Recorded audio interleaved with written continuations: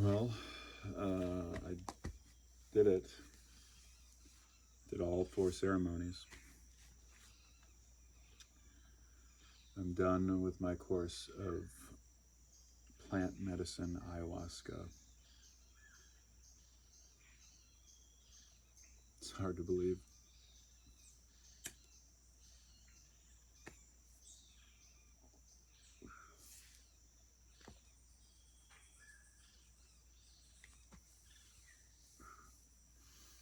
Yesterday I felt extremely vulnerable. I felt so unstable.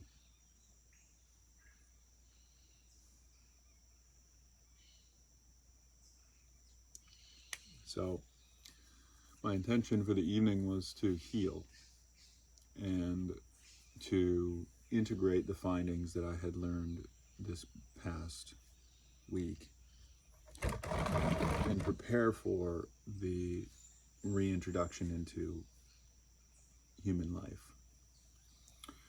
And so I did far less. I didn't do a full cup. I did a fourth of a cup. I didn't purge. And I was able to manage the visions easily because it was not overwhelming in any way. So it felt like a lot of, kind of my own work, meaning like I was doing the majority of the work, not ayahuasca in this instance showing me like the things that I should be improving on or whatever, or what my findings were going to be for that session. So in a way it did feel very bridge-like into normal life, where now it's going to be up to me. I can't rely on like the findings of ayahuasca. I have to put into practice these findings and live in a new way.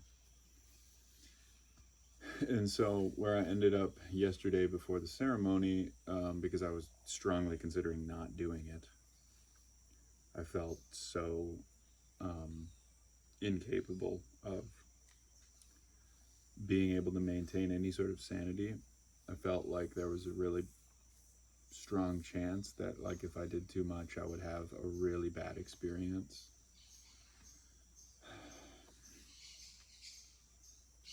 And then something Selva said, if I do ayahuasca and I don't have visions, I don't have crazy things happen to me, and I just appreciate the medicine and get the healing, I'm like so happy. I'm really happy for myself. And so that was kind of the experience that I had. It was like more of a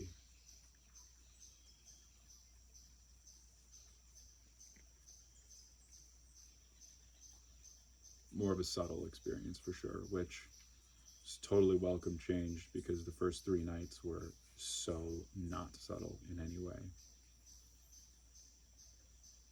Sure, I wish I could have dove back in, but I mean, I honestly don't even have many regrets about my decision to do a quarter. I'm just happy that I'm through to the other side without like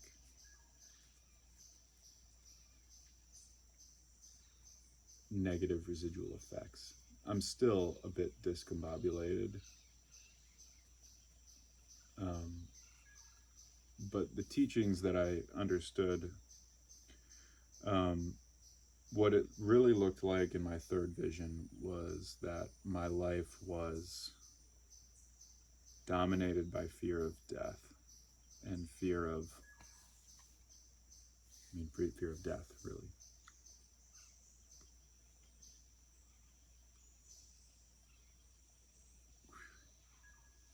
So I was confronted with death at every moment in the vision. I was trying really hard to accept death, to accept the anaconda slowly trailing. And as I started to look back at that vision, for example, the coffin, the small white coffin that I saw, I had initially thought maybe it was for Rex or for another unborn or never born child. But what I also realized is that it could be for me. It could be the coffin of my childhood. It could be the coffin of the old way that Adam was, and that I needed to allow that old way to die.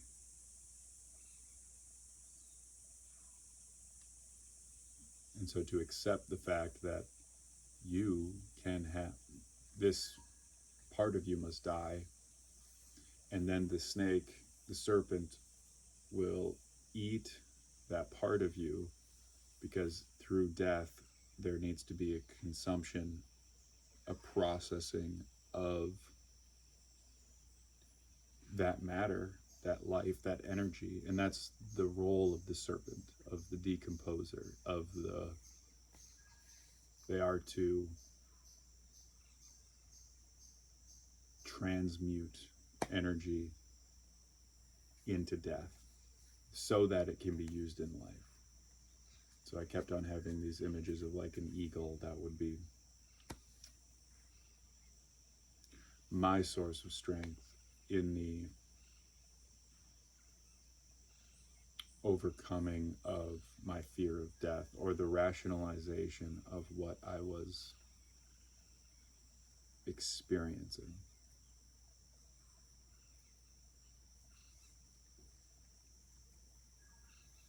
And so in order for this eagle to fly, I had to let go of this old way of being and move more fully, allow the death to happen, and move more fully into that new state.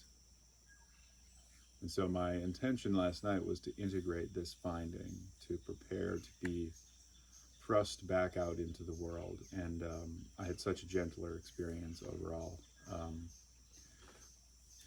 which my personality typically would think that it's not as impactful.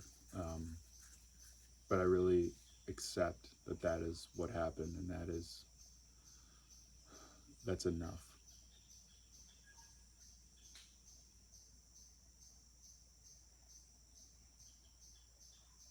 And I realized drinking is a form of death. Escapism is a form of death. Social media abuse, addiction, they're all sources of death. They're short-term sources of death to whatever that negative emotion is that you're experiencing. And so what's interesting is like those things, the video game addiction, whatever it is,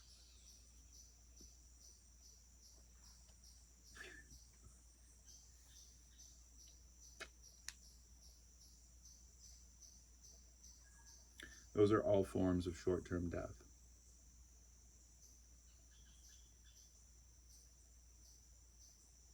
Death of a feeling that you're trying not to have anymore. Boredom, sickness, sadness, loneliness. And so I started to see death more as like a vital component of life. And I've always known this, that like the dark is necessary in order to see the light, right? You have to have a contrast between light and dark such that you can see anything at all. So death is that contrast to life. And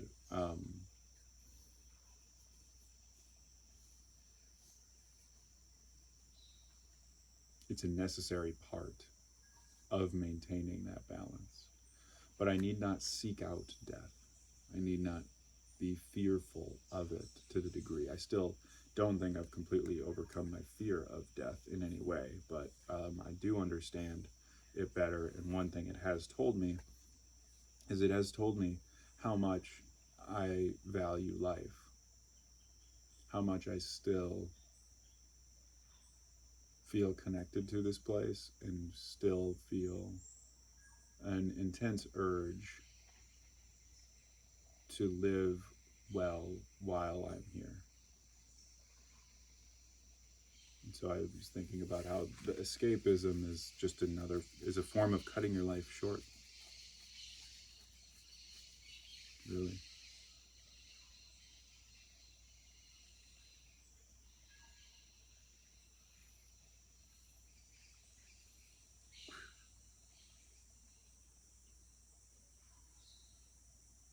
And I don't want to cut my life short because I have so much else to do to give my unique gift.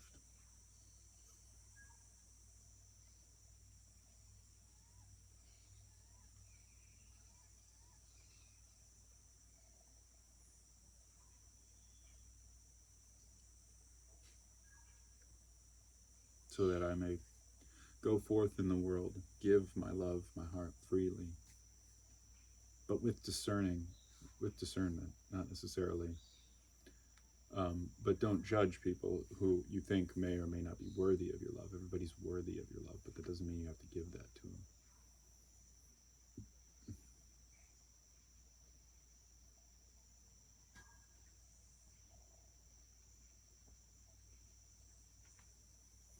So yesterday I felt like was the first time I was seeing the world again. Today it seems a little bit more familiar.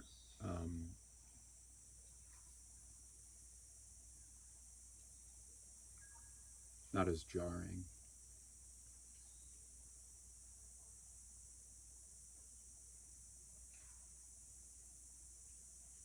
Not as scary either. I don't feel jovial. I don't feel joyous. I still feel slightly on my back heels.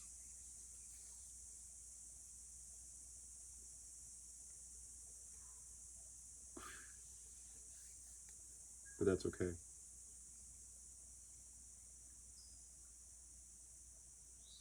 I think of the Icaros.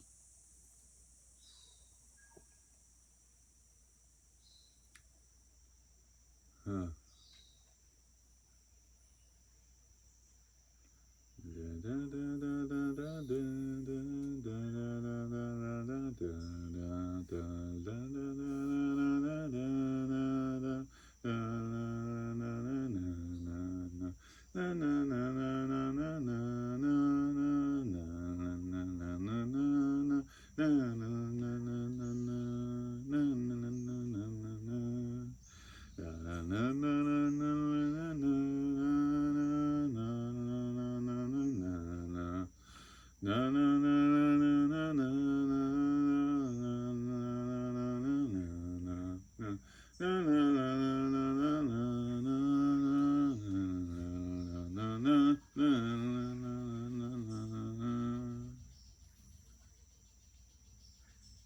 I just didn't want to forget.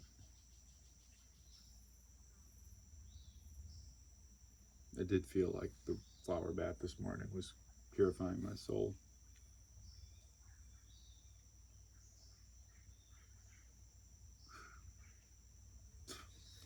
Don Eliana and Don Robert.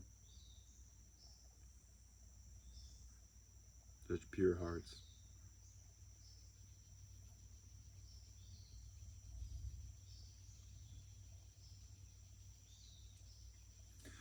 I did feel like my soul was taking a bath this morning.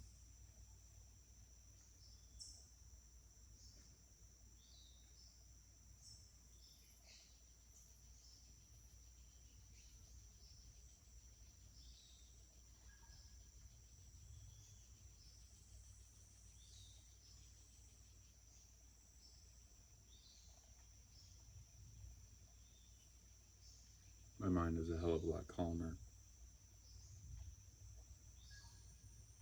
when I look out at the world. I'm sure that this will be challenged once I get back into the real world, but like, I really do feel a sense of beginner's mind.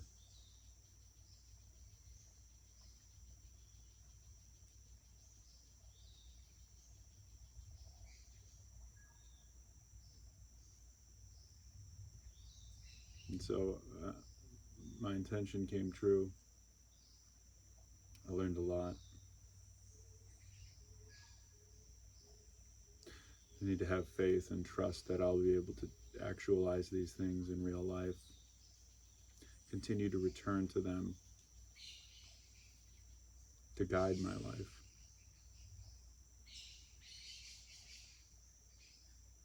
I learned a lot about myself in these 4 different sessions over these 7 or 8 days. It's hard to actually think about who I was beforehand.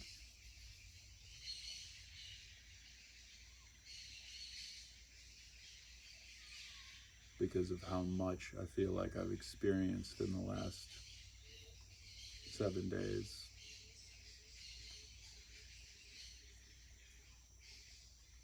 I feel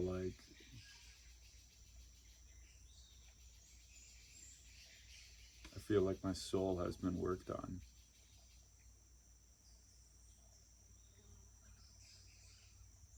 I feel like there's a lot of sickness and blackness in me that I became aware of and I may have healed from.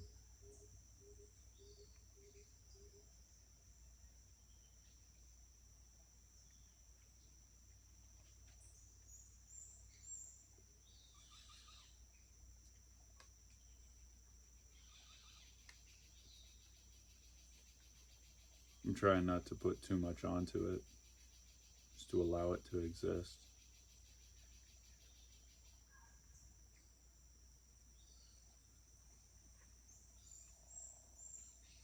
I do feel a great sense of gratitude and appreciation for this place and these people, and for my wife and my son for sticking it out and letting me do this. It won't be in vain.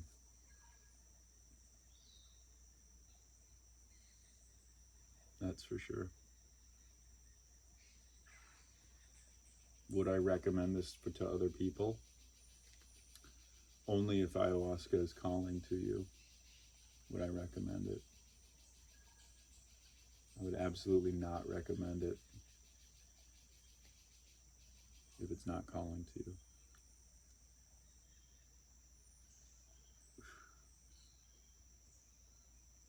I think there's good that every person could realize from it, but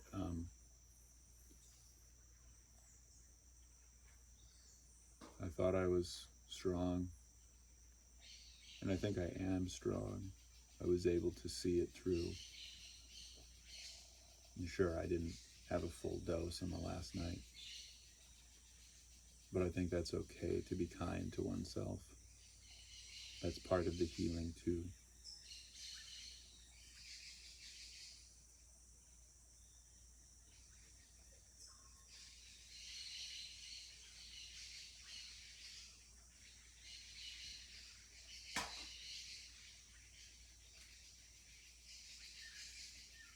I feel somewhat of a sense of kinship with the people around me, but also somewhat quite isolated.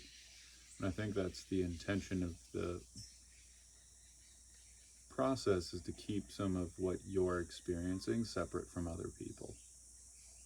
Because what I've noticed is everybody's experience is so internal.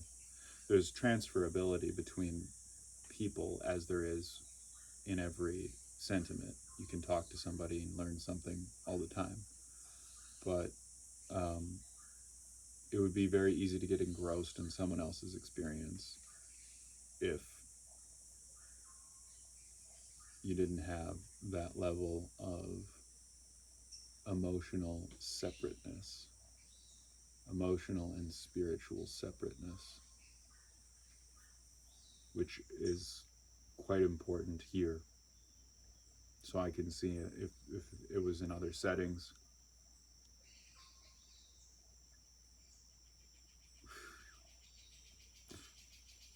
How that could be of a risk.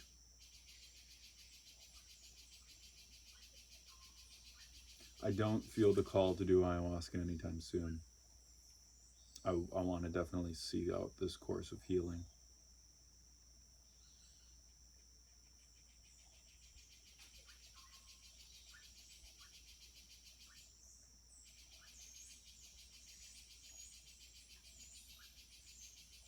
See what kind of love what kind of direction I can go in life, having more trust, more faith.